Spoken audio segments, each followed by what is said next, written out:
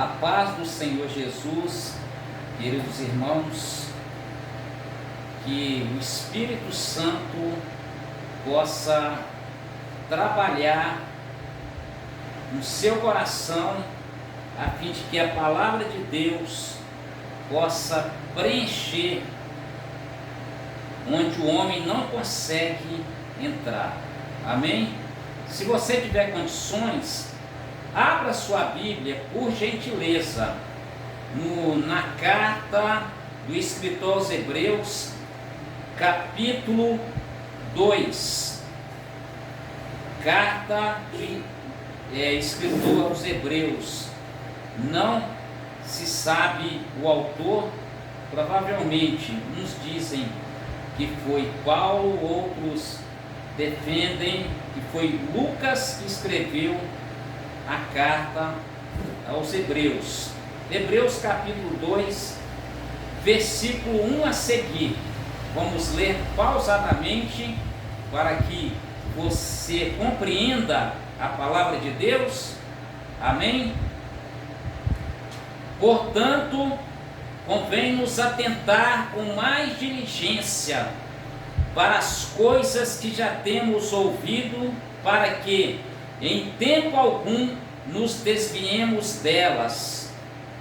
Porque se a palavra falada pelos anjos permaneceu firme, e toda transgressão e desobediência recebeu a justa retribuição, como escaparemos nós, se não atentarmos para uma tão grande salvação, a qual, começando a ser anunciada pelo Senhor, foi-nos depois confirmada pelos que a ouviram, testificando também Deus com eles por sinais e milagres e várias maravilhas e dons do Espírito Santo, distribuídos por sua vontade. Pergunta, continuemos. Porque não foi aos anjos que sujeitou o mundo futuro de que falamos, mas em certo lugar testificou alguém, dizendo: que é o homem para que dele te lembres, ou o filho do homem para que o visites? Tu o fizeste um pouco menor do que os anjos, de glória e de honra o coroaste, e constituíste sobre as obras de tuas mãos. Todas as coisas lhes sujeitaste debaixo dos pés. Ora, visto que lhe sujeitou todas as coisas, nada deixou que lhe não esteja sujeito, mas agora não vemos que todas as coisas lhe estejam sujeitas. Vemos, porém, coroado de glória e de honra aquele que Jesus fora feito um pouco menor do que os anjos por causa da paixão da morte, para que, pela graça de Deus, provasse a morte por todos.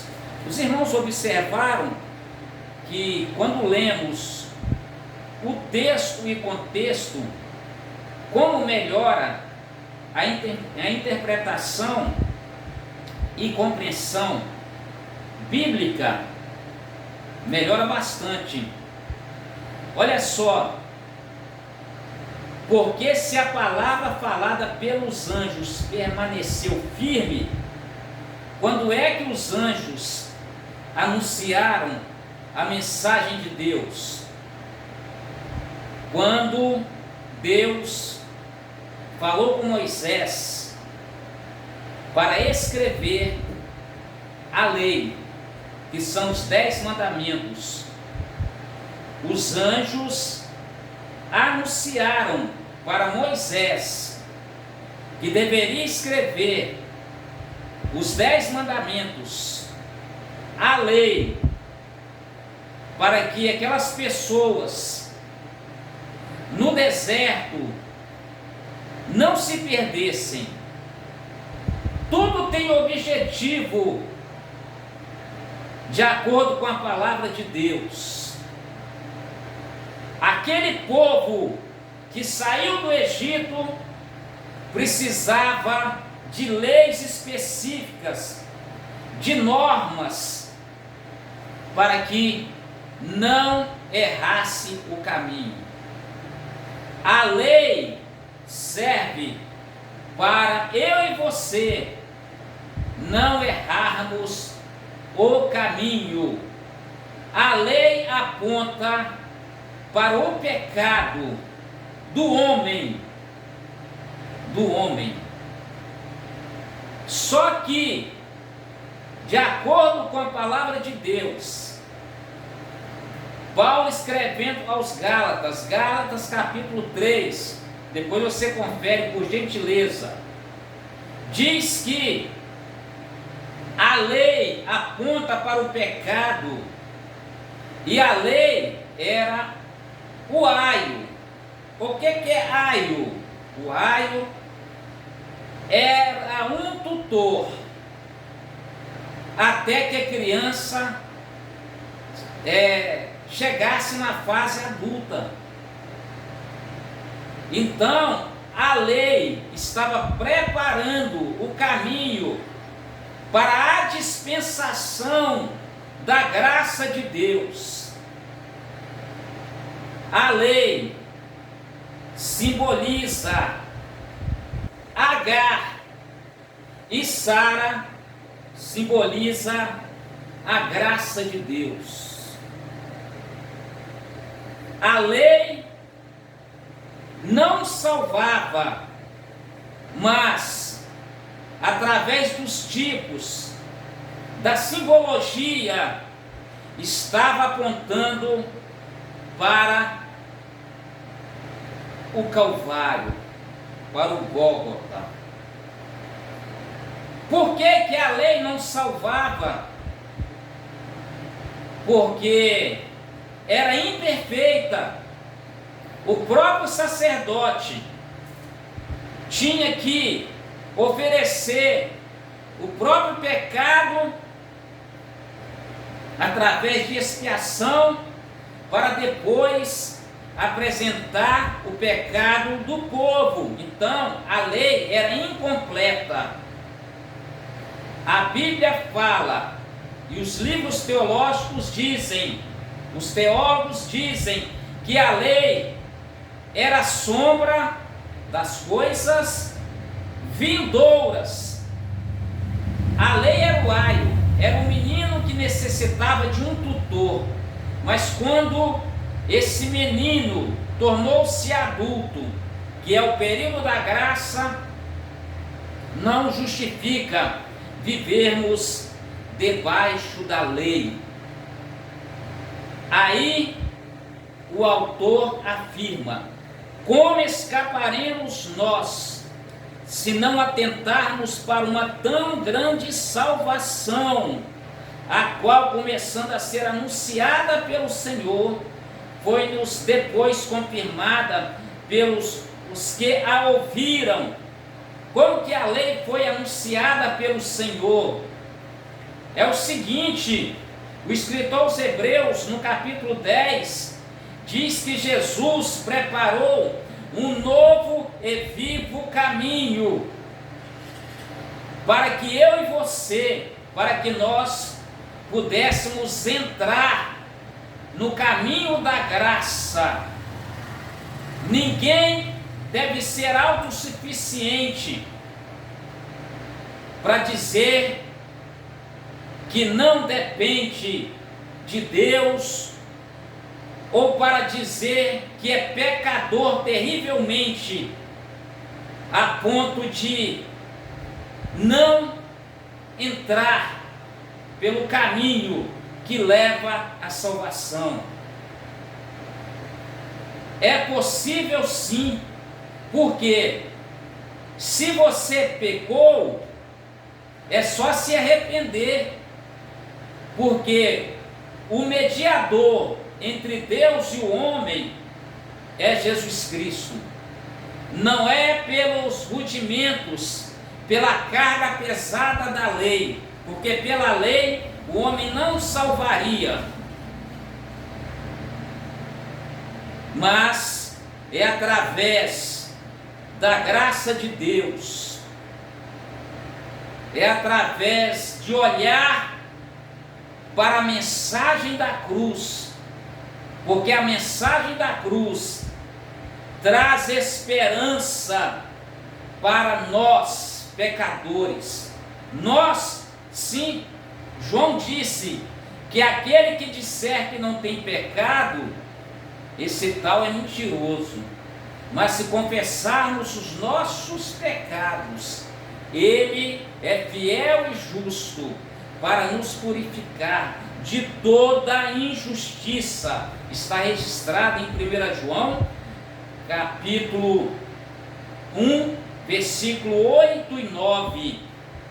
E através da graça de Deus, você pode sentir o Espírito Santo, os dons do Espírito Santo, que é distribuído na igreja, aleluia, para que você possa conhecer o plano de salvação. Então, ninguém pode escapar de uma tão grande salvação.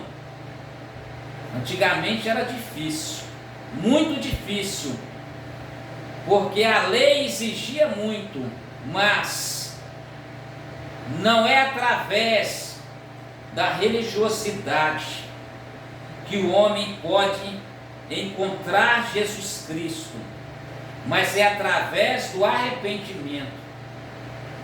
Você pode entrar pelo novo e vivo caminho quando você reconhece Jesus como o único e suficiente Salvador da sua alma. Quando você, mesmo se considerando indigno pecador como eu, você pode se arrepender e entrar pelo novo e vivo caminho.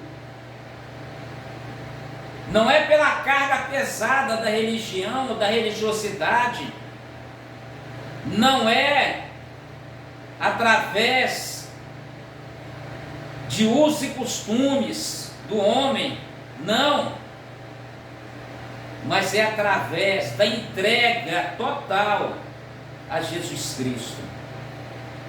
É claro que é preciso renunciar, porque Jesus disse: quem quiser vir após mim, negue a si mesmo, renuncie a si mesmo, toma a sua cruz e siga-me. É isso que o escritor aos Hebreus escreveu, que no tempo da lei as pessoas precisavam oferecer animais, cordeiro, sangue. O sangue era aspargido no holocausto, era muito difícil, mas Jesus ofereceu o sacrifício perfeito. Ele foi o próprio sacrifício. João escreveu: eis o Cordeiro de Deus, que tira o pecado do mundo. Glória a Deus. Eu não tenho condições nenhuma de te salvar, de te curar, mas Jesus tem. Ele tem poder para curar a sua alma. A primeira cura é a cura interior. Muitos estão preocupados com a cura física. Jesus cura sim, assim como ele abriu olhos de cegos, curou deficientes no passado, curou leprosos. O leproso era rejeitado pela sociedade. A lepra era símbolo de maldição, e a lepra hoje simboliza os pecados. Jesus é o mesmo que limpou leprosos, que ressuscitou mortos, mas Ele deseja trabalhar na sua alma, lapidar o seu temperamento, lapidar a sua personalidade. Então esse negócio de que o pau que nasce torto não tem jeito, na mão do carpinteiro de Nazaré tem jeito. Que o Espírito Santo possa aplicar essa palavra em seu coração e promover uma grande mudança.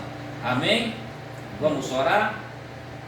Deus Pai, Deus de eterna misericórdia, estamos na Tua presença, ó Deus.